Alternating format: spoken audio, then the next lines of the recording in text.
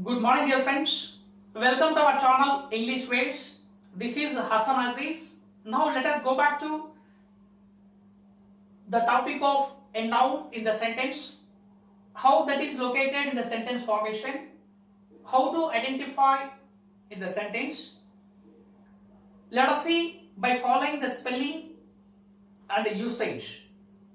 As I told you in the previous class, before you handle the importance of parts of speech in the sentence, let you remember three concepts.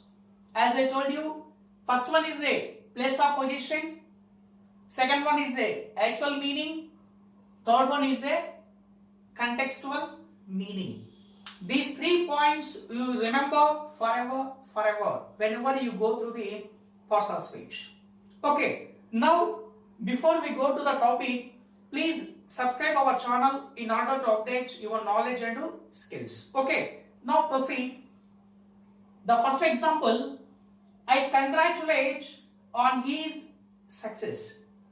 I congratulate on his success. Here, I ask you, you identify a noun in the sentence, but not the type of noun in the sentence, just a noun in the sentence. That's why you see the topic noun.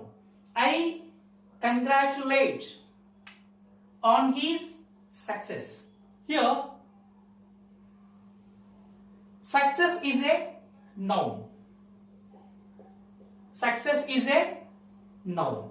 You see, I congratulate on his success. Second one, I convey my congratulation about his efforts. I convey my congratulation about his efforts. You see, congratulation is a noun. Efforts also a noun.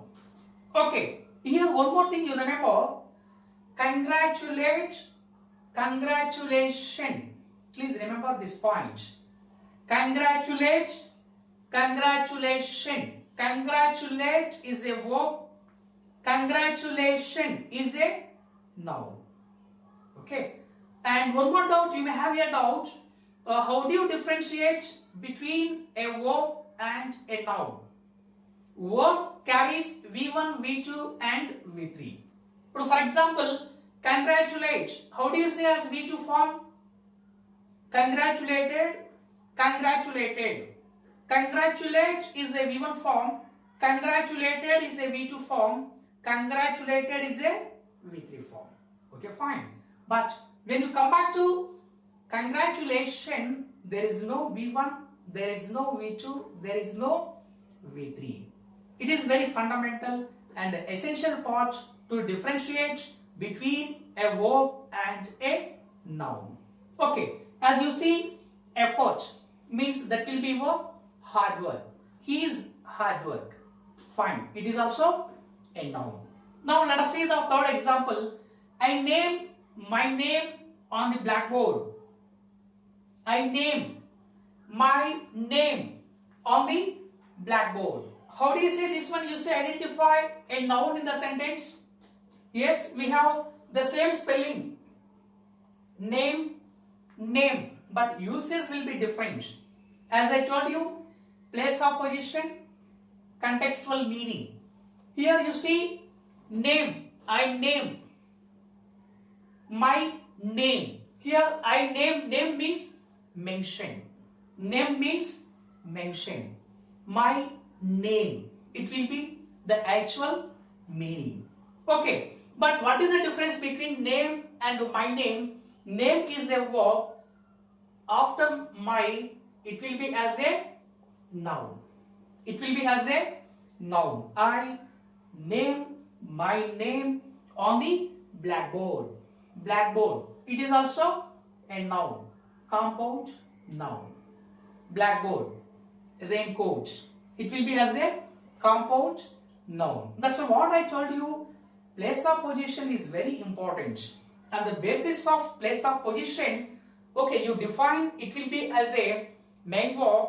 You can decide it will be as a noun. The meaning will be different, usage will be different. Okay. Next, they question you in the parliament.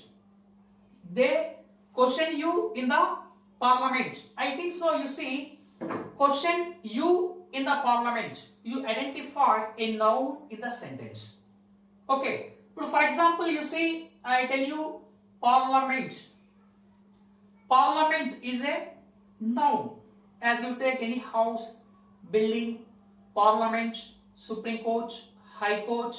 If you take any like buildings, you take them as a noun. Okay, here they question you in the parliament. That means they ask you in the parliament. And one more example, they ask you a question in the parliament. They ask you a question in the parliament. You see, question. Please remember this point. It will be very essential to follow. Spelling will be the same, but usage will be different and place of position will be different. You see, in this case, question will be in the verb position. The question which is here, it will be in the verb position. But in this case, a question. It will be as a noun. It will be as a noun. Here it will be as a verb. They ask you a question in the parliament. Parliament also is a noun. Okay, because place of position will be different. Here it will be in the verb position. Here it will be in the noun position. And also one more thing you remember, noun follows any article. Depends on situation and meaning, it follows article. But verb doesn't follow any kind of article in the sentence at anywhere. Please remember this point. And he can govern the people. He can govern. He can govern people. People is a noun. People is a noun. Here govern. What is the meaning of govern in this case? Govern means rule. He can rule the people. He can rule the people. It will be as a verb. It will be as a verb. Here, the government can govern the people. You see that? Govern, government. Govern, government can govern the people. Here, government, you take this one as a noun. Govern, you take this one as a verb. People, you take this one as a noun. You see in the sentence we have two nouns by following government, by following people. Okay, but here govern means rule. Next, they request you in the committee. They request you in the committee. In this case, committee is a noun. Committee is a noun. Next, you state a statement in the conference. You state a statement in the conference. Here state means you don't imagine the name of a state like Andhra Pradesh or any some other state. Chennai, Kerala, yes, like any some other state. Okay, here you state a statement in the conference. State means mention. Please remember this point. You mention a statement in the conference. Here state is a verb. Statement is a noun. In the conference. In the conference, in the committee, in the workshop, in the presentation, in the parliament, like that. All these come under as a noun. Okay. Here state is a verb. Statement is a noun. When you take it as a verb, it carries V1, V2 and V3. State, stated, stated. State is a V1 form. Stated is a V2 form. Stated is a V3 form. Okay. Now let us see the last example.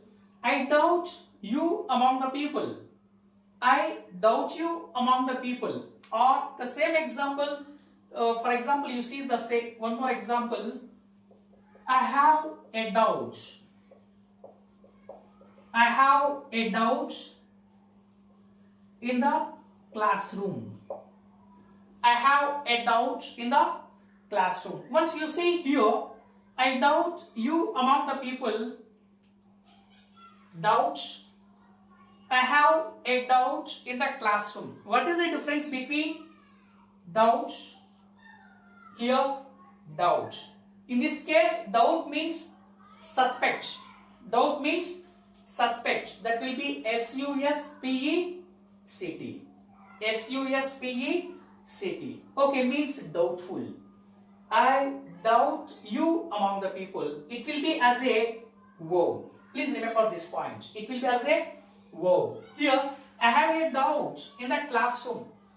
A doubt. A doubt. It will be as a noun. It will be as a noun. It is very, very important to know, to analyze any sentence, how that will be. If you want to analyze any word, especially in the course of speech, please remember these 3 points. As I told you, place of position, actual meaning, and contextual meaning. If you know the place of position, actual meaning, and the contextual meaning, it becomes very easy to identify the exact parts of speech where the word is located in the sentence. Okay, dear friends. Now you see, by following all these examples, we have different meanings and different usages. You identify 2 levels. One is as a noun, number 2 as a verb. Number 2 as a verb. I mean, what do you say? How to take a noun from the verb. But for example, you see, congratulate. Congratulate is a verb. Congratulation is a noun. Pronounce is a verb. Pronunciation is a noun. Satisfy is a verb.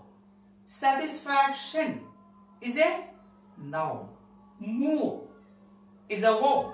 Movement is a noun.